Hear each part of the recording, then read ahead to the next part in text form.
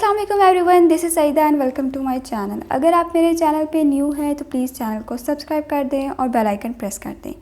आज की वीडियो में मैं आपको एक्सप्लेन करने वाली हूँ the thought fox by Ted huge.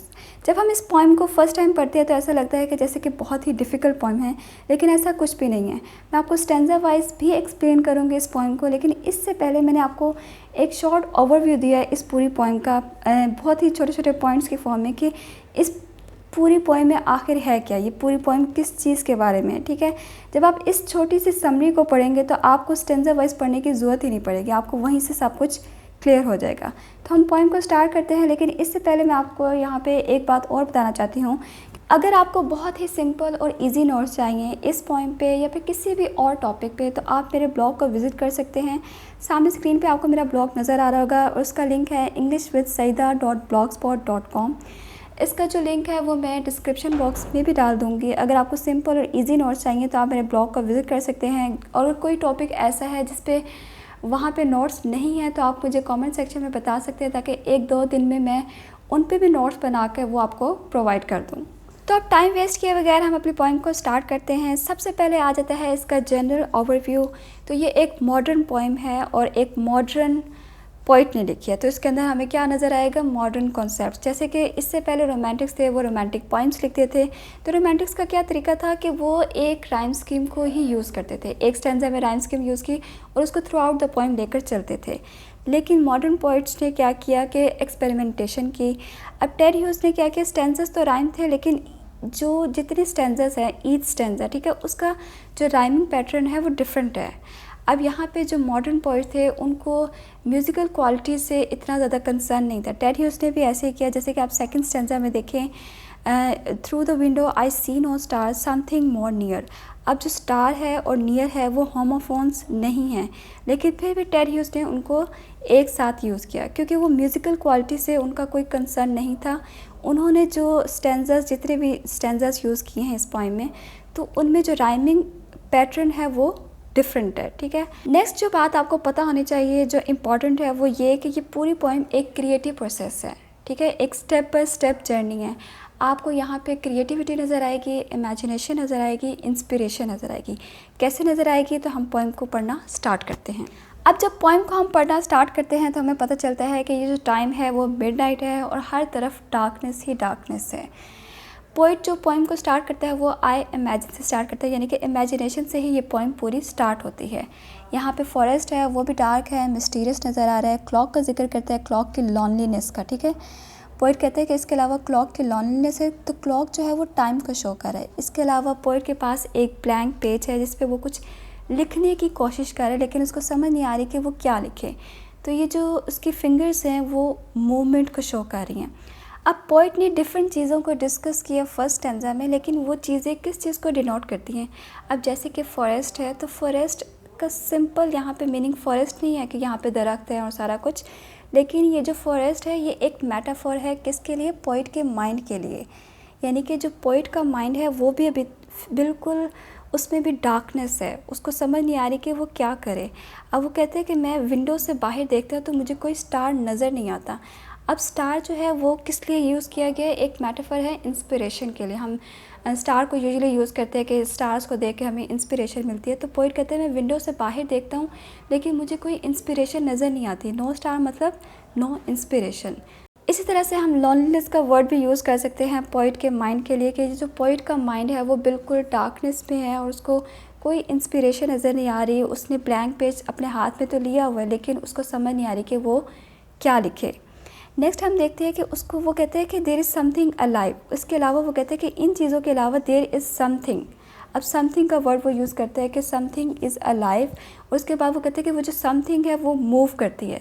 इसका मतलब है कि ये जो समथिंग है, ये समथिंग किसको डिनोट कर रहा है, आइडिया को, यानी कि idea is taking its shape. अब उस समथिंग के एक फीचर का जिक्र करता है पोइट, वो क्या थे, फॉक्स नोज़, यानी कि फॉक्स की नोज़ का जिक्र करता है। फिर उसके बाद उसके दूसरे फीचर्स का जिक्र करता है, उसकी आइज़ की, यानी कि आइज़ की मूवमेंट का जिक्र करता है। पहले नोज़ का, फिर आइज़ का, फिर उसके बाद वो कहते हैं हॉलो बॉडी, यानी कि अब पूरी बॉडी आ गई। तो हम देखते हैं कि सिर्फ पहले तो वो फीचर्स का जिक्र कर रहा था उस चीज़ के, लेकिन अब पूरी क्रिएशन आ गई। इसके साथ साथ हम देखते हैं कि शुरू में हम देखते हैं कि हर जगह पे डार्कनेस थी, ब्लैकनेस थी, लेकिन सेकंड लास्ट स्टैंजा में पोइट वर्ड यूज़ करता है ग्रीननेस का, यानी कि जो ब्लैकनेस है वो चेंज होगी ग्रीननेस में। इसी तरह से जो कोल्डनेस थी वो अब हॉट स्टिंग बन गई। तो हॉट एंड स्टिंग किसको शो करते हैं? क्लोजनेस को। मीन्स के idea has fully taken place, यानी कि जो समथिंग थी वो टर्न इनटू फॉक्स, डार्कनेस थी वो ग्रीननेस में चेंज होगी, कोल्ड इनटू हॉट एक्सेट्रा। तो इस तरह से जो आइडिया था पहले वो समथिंग था, फिर वो नीट बना, फिर हॉट एंड स्टिंकी, और फिर फाइनली वो प्रिंट हो जाता है पेज पे। तो जब हम पोएम को स्टार्ट करते हैं तो पोएट के पास ब्लैंक पेज होता है, ठीक है, डार्कनेस होती है, कोई इंस्पिरेशन नहीं होती। लेकिन जब पोएम एंड होती है तो हम देखते हैं कि हर चीज़ जो है वो चेंज हो जाएगी, कोल्ड इनटू हॉट, जो डार्कनेस थी वो ग्रीननेस पे चेंज हो गई। इसी तरह से जो आइडिया था उसने अपनी पूरी शेप ले ली पोएट के माइंड में, ठीक है, और वो जो आइडिया था वो प्रिंट हो गया पेज पे। तो ये जो पूरा जो क्रिएटिव प्रोसेस है वो बिल्कुल सिमिलर होता है चाइल्ड बर्थ की तरह। अब जब बच्चा पैदा होता है तो वो भी डिफरेंट क्रिएटिव प्रोसेसेस से गुजर के आता है, डिफरेंट स्टेजेस के थ्रू वो पैदा होता है, और जब वो पैदा होता है तो वो भी इसी तरह से हॉट एंड स्टिंकी होता है, ठीक है। अब ये जो क्रिएटिव प्रोसेस होते हैं इसमें डिफरेंट स्टेजेस होते हैं, लेकिन एंड पे क्या होता है, एक बहुत ही ब्यूटीफुल प्रोडक्ट होता है। जैसे कि हमारे पास बच्चा आ जाता है, ये भी एक क्रिएटिव प्रोसेस के थ्रू है। इसी तरह से जो पोएम ने ये जो पोइट ने जो राइटिंग यूज़ किया यहाँ पर, ये भी एक क्रिएटिव प्रोसेस है, ठीक है। अब स्टार्ट में बिल्कुल ब्लैंक होता है पोइट, लेकिन एंड पे वो जो आइडिया होता है वो बहुत ही खूबसूरती के साथ प्रिंट हो जाता है उस पेज पे, और हमारे पास एक ब्यूटीफुल प्रोडक्ट आ जाता है। अब हम पोएम को स्टैंजा वाइज पढ़ना स्टार्ट करते हैं, एंड आई होप कि मुझे ज़्यादा एक्सप्लेन करने की ज़रूरत नहीं पड़ेगी, आप इसको पढ़ते जाएंगे और आपको खुद ही अंडरस्टैंडिंग होती जाएगी। अब फर्स्ट स्टैंजा है, I imagine this midnight moments forest. अब पोइट कहता है कि मैं इस मिडनाइट मोमेंट फॉरेस्ट को इमेजिन करता हूँ, समथिंग एल्स इज़ अलाइव। जैसे कि मैंने समरी में जिक्र किया था कि इसके अलावा भी कोई चीज़ है जो कि ज़िंदा है, बिसाइड द क्लॉक्स लॉनलीनेस। किसके अलावा? क्लॉक की जो लॉनलीनेस है उसके अलावा भी कोई चीज़ है जो कि अलाइव है। And this blank page where my fingers move, और ये इस ब्लैंक पेज के अलावा जहाँ पे मेरी फिंगर्स मूव कर रही हैं, यानी कि एक तो क्लॉक की लॉनलीनेस है और दूसरा ब्लैंक पेज है जहाँ पे पोइट की फिंगर्स मूव कर रही हैं कुछ लिखने के लिए। अब ये दो चीज़ें हैं। पोइट कहते हैं इस मिडनाइट मोमेंट फॉरेस्ट में इन दो चीज़ों के अलावा कोई और चीज़ भी है जो अलाइव है, ठीक है। फर्स्ट स्टैंजा में सिर्फ यही इमेजिनेशन है, यही चीज़ें हैं जो डिस्कस करता है पोइट। सेकेंड स्टैंजा पे आते हैं, through the window I see no stars, something more near though deeper within darkness is entering the loneliness. अब मैंने आपको बताया था कि वो पोइट कहता है कि मैं विंडो से बाहर देखता हूँ, मुझे कोई स्टार नज़र नहीं आता। No star means no inspiration, यानी कि उसको कोई इंस्पिरेशन नज़र नहीं आ रही। Something more near though deeper within darkness is entering the loneliness. अब वो जो समथिंग जिसका जिक्र किया था पोइट ने फर्स्ट स्टैंजा में, समथिंग एल्स इज़ अलाइव, अब वो जो समथिंग है वो करीब आ रही है, ठीक है, और वो उस डार्कनेस में बहुत ज़्यादा डीप है, ठीक है, बहुत ही डेप्थ में है उस डार्कनेस के, वहाँ से वो निकल के इस लॉनलीनेस के अंदर आ रही है। अब आगे देखते हैं कि वो जो समथिंग है वो क्या करती है। थर्ड स्टैंजा में पोइट कहता है, cold delicately as the dark snow a fox nose touches twig leaf. अब जो फॉरेस्ट का मेटाफोर है वो पोइट यूज़ करता है इस थर्ड स्टैंजा में, और उसको कुछ सेंसुअस इमेजेस को फाइंड करने की कोशिश करता है, जैसे कि कोल्ड, डार्क एंड स्नो, ठीक है।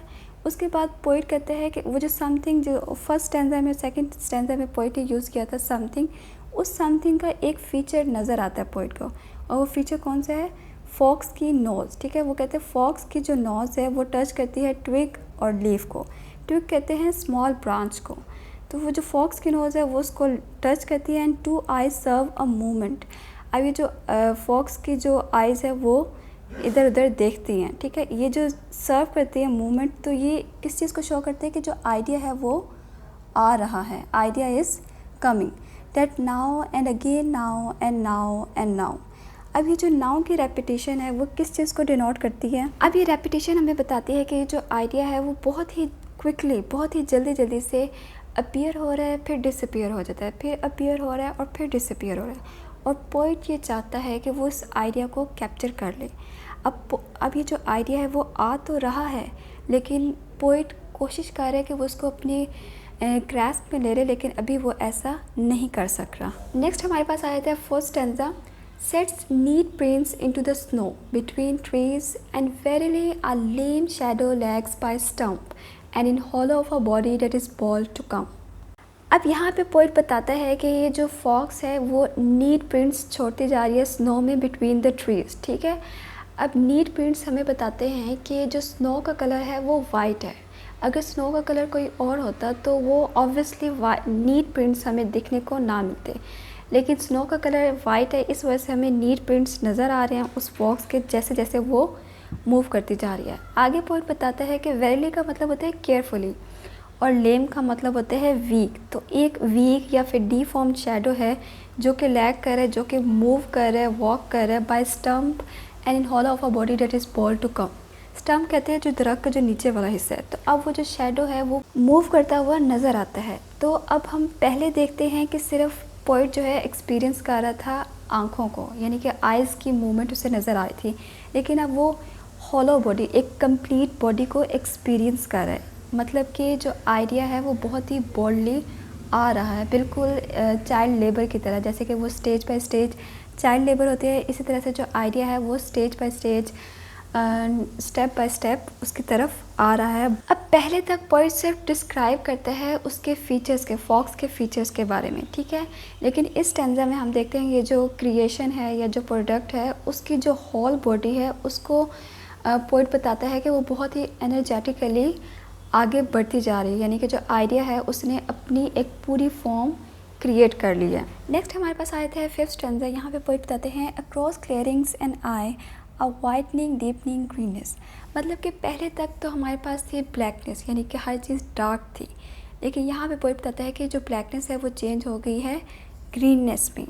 Brilliantly concentratedly coming about its own business.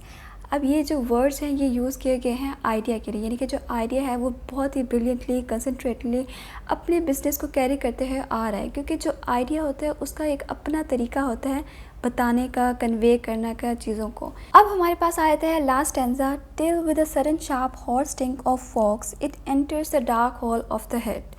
अब प्रीवियसली हम बात करें तो पोइट ने यूज़ किया था वर्ड कोल्डनेस का, लेकिन यहाँ पे अब वो यूज़ करता है हॉट का, ठीक है, hot stink of fox. Hot stink हमें किस चीज़ को डिनोट करते हैं, यहाँ पे बताते हैं क्लोजनेस को, यानी कि जो आइडिया है वो बहुत ही करीब पहुँच चुका है, ठीक है। Idea has taken it's full shape, और वो जो अब अपनी पूरी शेप को फॉर्म कर चुके हैं, अब वो एंटर कर रहा है कहाँ पर, हेड में, पोइट के हेड में, थ्रू द डार्क होल, ठीक है। अब वो पोइट का जो दिमाग है, जो हेड है, उसमें एंटर कर चुका है। जब वो आइडिया एंटर कर जाएगा हेड में तो सारी कन्फ्यूजन क्लियर हो जाएगी। The window is starless still the clock ticks and the page is printed. यानी कि जो विंडो है वो अभी तक स्टारलेस ही है, यानी कि वहाँ पे कोई स्टार नज़र नहीं आ रहा, और जो क्लॉक है वो मॉडर्न पिक्चर क्रिएट कर रहा है, यानी कि टाइम को शो कर रहा है, लेकिन जो पेज है वो प्रिंट हो चुका है। यही इस पूरी पोइम की ब्यूटी है कि कैसे जो पोइट है इस क्रिएटिव प्रोसेस को दिखाता है फॉक्स के इमेज के थ्रू।